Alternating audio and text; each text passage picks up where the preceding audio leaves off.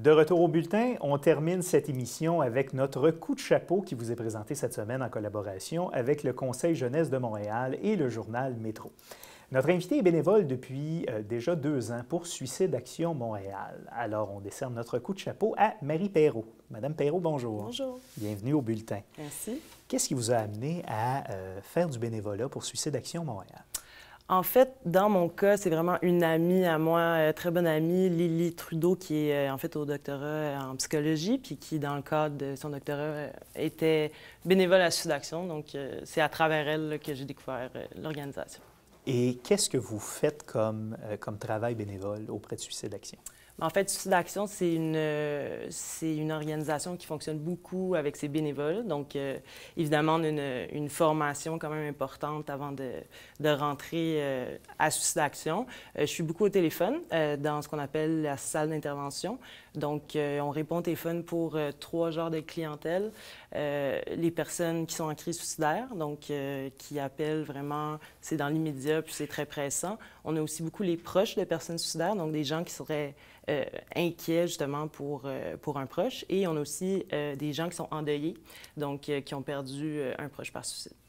J'imagine que ça prend, vous parliez de formation, il y a une formation, j'imagine, importante, un encadrement important, parce que c'est des interventions qui sont délicates dans le cas des personnes endeuillées, qui doivent être très, très précises dans le cas des personnes qui ont des tendances suicidaires.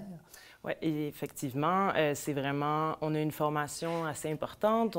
C'est pas un bénévolat qu'on fait sur un coup de tête, c'est vraiment un engagement qu'on prend. C'est quand même une longue formation de plusieurs jours, plusieurs fins de semaine. Puis, on est encadré au début dans nos appels avec quelqu'un qui écoute nos appels, qui nous aide si on a besoin. Puis, après un certain temps, on peut voler de nos propres ailes, mais oui, ça prend une formation importante. Parce qu'il y a j'imagine, il y a des méthodes, il y a des protocoles à suivre, il y a des choses que la science nous a prouvé que ça marche mieux dans telle situation que d'autres. Absolument. Puis donc, les appels, en fait, sont très structurés. Il y a toujours quelqu'un avec nous dans la salle si jamais il y a un problème. Pendant qu'on est au téléphone, on a une feuille devant nous, puis c'est plus structuré qu'on pense finalement. Donc, oui. Et vous faites également des rencontres en personne. Oui. En fait, c'est pour les proches, donc les personnes, comme j'expliquais, qui sont inquiets pour leur fille, leur amie, qui viennent en fait à Suicide Action. C'est des rencontres en petits groupes, donc c'est des gens qui nous ont appelés sur la ligne téléphonique, mais qui aimeraient ça, avoir davantage d'informations, être rassurés. Puis nous, on est là en fait pour faire comme une rencontre d'information pour les aider vraiment spécifiquement avec leurs proches, puis voir ce qu'on peut faire, là, puis leur donner en fait le plus d'informations sur comment on se sent quand on est suicidaire finalement, comment aider le mieux la personne. Puis comment j'imagine aussi, les signes à détecter. Les signes à détecter, mais aussi très important de prendre soin de soi, dans la mesure où les proches, c'est souvent des gens qui sont sous un gros stress, qui sont vraiment inquiets, puis on leur montre aussi à faire toutes ces choses. Un peu comme on le voit parfois pour les proches aidants qui vont s'occuper plus de la personne qui l'aide que d'eux-mêmes. Cette implication-là auprès de Suicide Action Montréal, qu'est-ce que ça vous apporte? Beaucoup, beaucoup, beaucoup. Je dois dire que c'est presque égoïste dans la mesure du bénévolat, évidemment.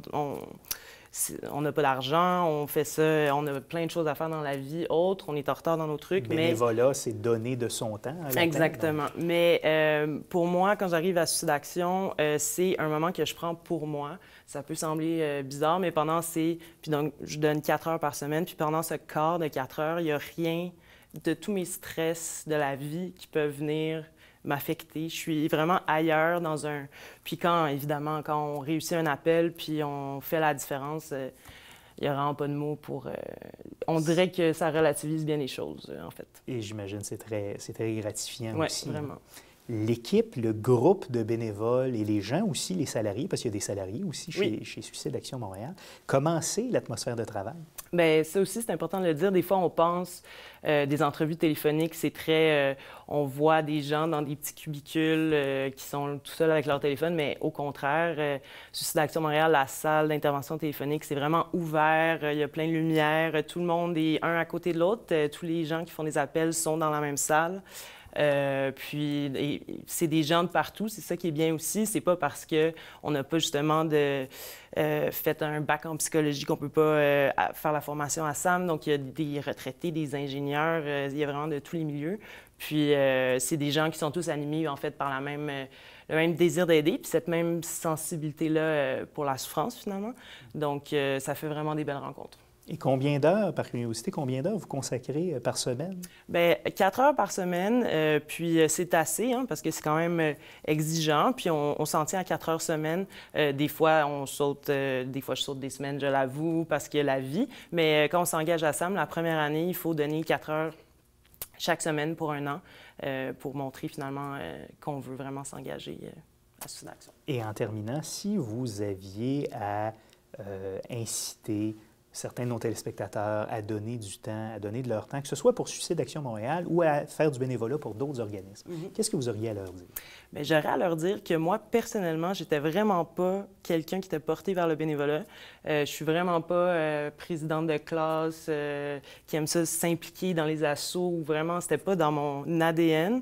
Mais c'est de trouver finalement à quel point ça... Premièrement, ça nous apporte énormément, ça fait du bien, puis ça relativise les choses. Puis moi, ça m'enlève du stress, aussi spécial que ça puisse sembler.